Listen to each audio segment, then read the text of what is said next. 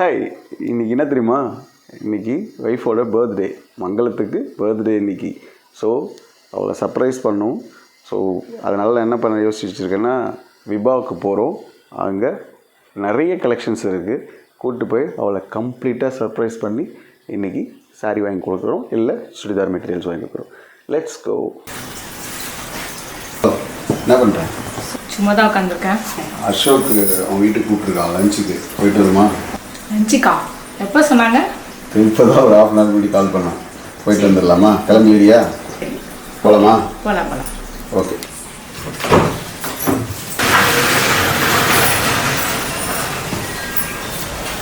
இப்படிலாம் பண்ணுற ஆளே இல்லையே.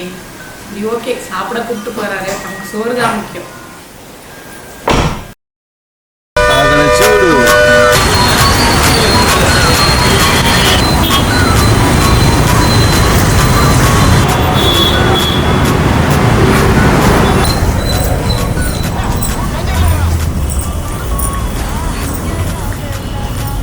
எனக்கா?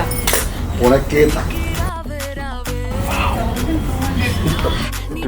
நான் ஒய்ஃப் பர்த்டே ஆக்சுவலாக அதுக்காக பர்ச்சேஸ் பண்ண வந்தேன். காலையில் அவங்களுக்கு சர்ப்ரைஸாக இருக்குன்னு சொல்லிட்டு கூப்பிட்டு வந்தோம்.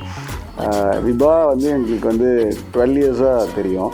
So all occasions we'll purchase here only.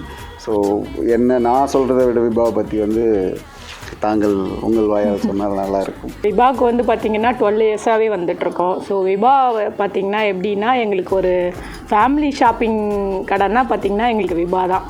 என் பசங்க 2 பேருக்கும் ரொம்ப பிடிக்கும். நான் வந்து என்ன எய்ம் பண்ணிட்டு வரேனோ அது பார்த்திங்கன்னா எனக்கு கரெக்டாக இங்கே அவங்க பண்ணி கொடுப்பாங்க. அப்படியே இங்கே இல்லைன்னா கூட எனக்கு வந்து கஸ்டமைஸ் பண்ணி கொடுத்துருவாங்க அவங்க. ஸோ அதனால் வந்து நாங்கள் எல்லா அக்கேஷனுக்கும் விபாவுக்கு வந்து ஷாப்பிங்க்கு வந்துடுவோம்.